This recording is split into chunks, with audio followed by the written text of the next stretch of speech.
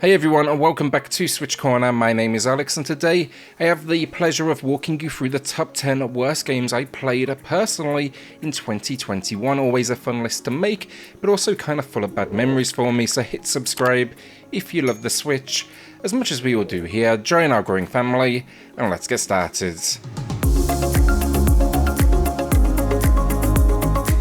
Quick stipulation then here, this is games I played. I do not actively go out of my way to play shovelware. We all know that the eShop is overrun with it, so this is what I would, call the AAAs and indies of the world. Whole point then, and to be fair, it's number 10 on the list, so I'd call it the best of the worst. A Souls-like on the Switch that more than anything just kind of struggles. I checked it out on other platforms initially, and I wouldn't say it was a bad game, not special either though, maybe slightly above average. Not on the Switch though, we'll clear that up now. So the good, it's an action RPG, I love them, it's got a sci-fi spin to things, and the story, it's kind of like this occult setting.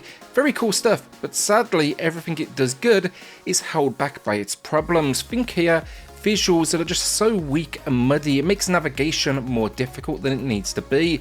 Also then the big one, a tanking frame rate, and it gets worse with progression, which is a real problem when you're facing a game with brutal combat that requires precision.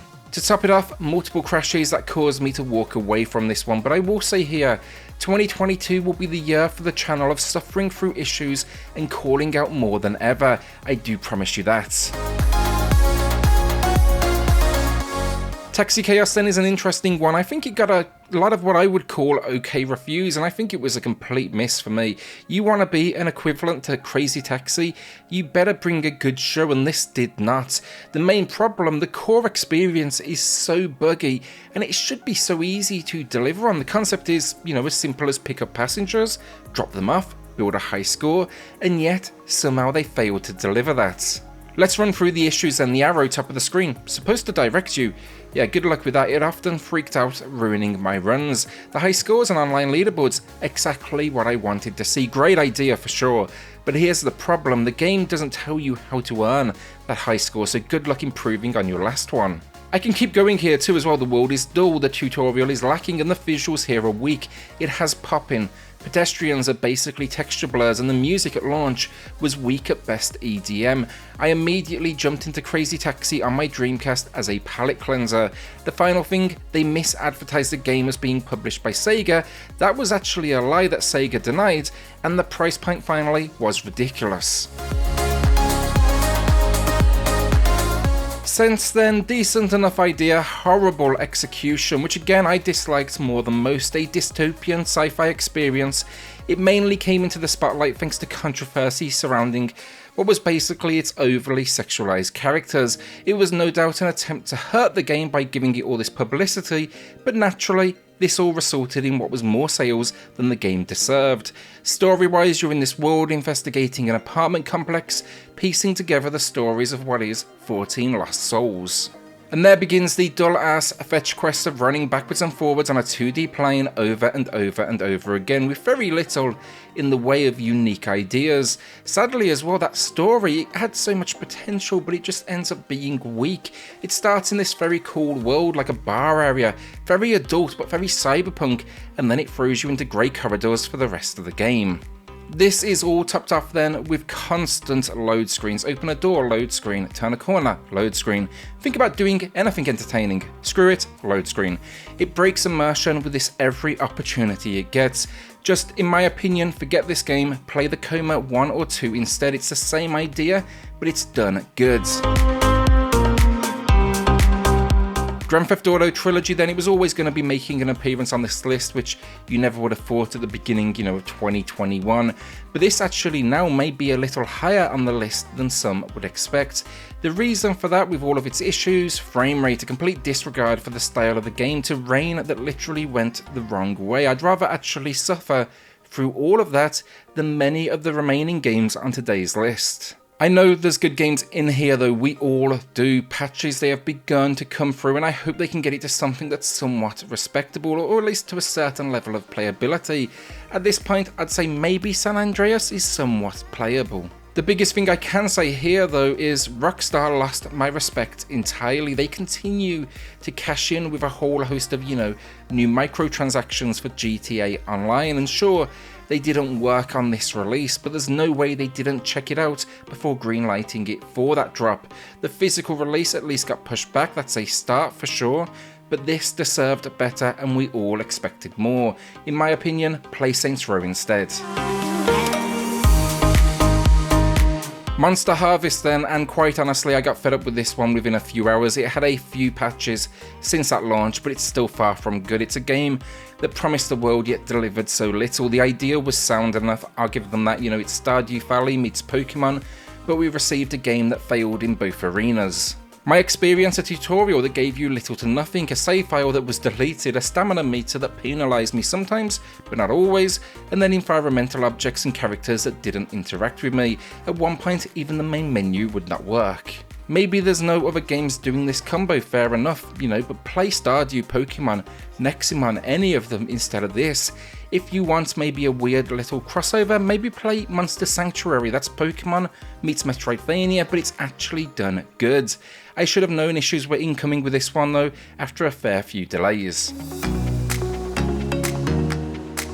Buildings have feelings too, and I hope they're not listening, because if a game bored me in 2021, this is the game. Nice idea, but trying to find the fun appeared to be near impossible. The idea was this: you are a walking, talking building, and you need to now create the world around you, moving through the different ages of society and that changing population. Basically, it's building and management on a 2D plane, and the visual style, I did like it. I love the genre, in fact, but it lacked depth, and it devolves quickly into a whole lot of walking, talking, and repeat. You just go see what they need and then navigate what I would describe as a lackluster user interface. After a few hours though, I'd had multiple crashes, my building got stuck in the environment, and then it asked me to grind things just for a little bit to move progression forward. At that point I said screw it and called it a day. It's a shame, a unique idea, and I'm always down for something different, but life's too short to spend it not having fun with a game. Uninstalled it swiftly, no desire to head back. Afterpulse then had potential, but it was very easy to identify its issues immediately. I was drawn to this because on the Switch, we don't get a huge amount of choice when it comes to, team-based third-person shooters, especially online ones, but this should have been free to play at the most. It started life on iOS and Android, and it probably should have stayed there. That phone history as well, instantly recognisable. Its controls are about as simple as they come: aim, shoot, and a secondary attack. No dodge, no cover mechanics, no jump, not even the ability to duck. The big thing here though, an auto aim that's as aggressive as they come. In fact, it renders the scope near useless. You want to get a headshot, for example? Yeah, good luck with that. The game will be pushing your reticle to the body of your enemy. You can't even turn this off. My strategy by the end game, spray and pray, because I had the auto aim gods with me. A lot of the time then as well, supposedly it's actually bots over real players. The real players of this game, they've now leveled up to god tier of gunplay, so you'll need to grind it out to face them. Don't waste your time here, play Rogue Company, a great little free to play from Hi-Rez that does this whole idea a whole lot better. So one final warning on this one, the game, it will close down on January 10th, 2022. It had a good run over on iOS and Android, around 5 years or so, but already for Switch owners it will be gone. What makes this interesting, in the UK, EU and Australia, it does have a small disclaimer on the eShop description, though I will say very easy to miss. This though is not present in the US or Canada on that eShop. Those that are unfortunate enough to pick it up though will be greeted with what you're seeing on screen. Now I don't know about you, but I'd be pissed given Nintendo's lack of a refund policy. Balan Wonderworld then, as we head into the top 3, the legends of the worst, and that might surprise people. Many no doubt expected to see this one at number 1, and I totally get that. In fact, I argued with myself over placement here. Is it a disaster? Absolutely. A terrible third-person platformer that played with the gimmick of new characters to unlock new abilities, but a lot of them just led to the same results. It was ugly too visually, it was just basic, and the movement, the world kind of curves, it led to me feeling physically sick, only having the ability to play in short bursts. For clarity too, I've never felt sick once playing a game before, so I knew this it was basically a new experience. Now, why is it not number 1 then? The cutscenes are nice, and I'd rather throw up suffering through this one than play the last 2 games. Also, it kinda saddens me, it led to Yuji Naka nearly retiring. That sucks. He has a whole host of great credits to his name. Now thankfully, he just released a game on Android and iOS called 2048.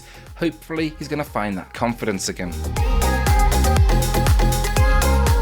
FIFA 22 EA, they've actually done a fair few good ports on the Switch, and I'll say this, they've been good to me as well. They've been good to the channel, full transparency on that here. But this game, it's just awful. It's the same game as 2021, which happens to be the same game as 2020, which happens to be the same game as 2019. Now call me old-fashioned, but I don't like paying for the same game over and over. It just feels a little bit weird. What they've basically done though is release the same game now for 4 editions. They've since removed 19 and 20 from the eShop, so it's a little harder to spot. But yeah, no new features here, nothing like other platforms, and they attempt to excuse themselves from the issue with a disclaimer on the eShop description. That disclaimer: FIFA 22 Legacy Edition features the same gameplay innovation 21 without any new development or significant enhancements. That same line, it appeared on 2020 as well. The game can be summed up though as updated menus, basically a couple of stadiums and then a roster update. The sad thing about all of this though, it's the 3rd year they've done it. This could be a free update or maybe, a $5 or something, but enough people are clearly buying it to justify them doing it. Full transparency here then just quickly as well, the footage you're watching today, that is FIFA 21. Why, you may ask? Because they did not send me a review copy, I refuse to support the practice, and I'm not parting with my own cash for what is a roster update and a few new kits. Popeye, the current champ of shovelware, an absolute disaster of a game. I downloaded it with the intention of doing a quick review because we all heard about it, but sadly I couldn't quite get around to it. I basically donated $13 on my cash to the studio behind this disaster, something I'm not proud of, so this is kind of my attempt now at redemption. I think it's fair to say though, with all its problems, Balan was at least an attempt to something different. At some point it had good intentions. This did not. It was simply a cash grab on a classic character and a complete disregard for that character's history. Gameplay wise though, run around a few levels, grabbing collectibles, fighting Brutus, saving Olive. That's it. It's accompanied by awful audio as well, and the creators then, they even had the cheek to go after those on YouTube that put it down. Those that called them out, they threatened them with lawsuits. Cute idea, but you can basically go screw yourself. And that's the 10 worst games I played in 2021. What was high on your list? And do you agree or disagree with anything I've included today? I'm curious to see what people think about Balan being in at the number 3 spot. Would love to hear your thoughts. With that then, a shout out to the patrons of the channel who are going above and beyond to support SwitchCorner. It helps more than you know, so thank you all so much. Then hit subscribe if you love the Switch, as much as we all do here. Join our growing family, and I'll see you all on the next video. Thanks everyone.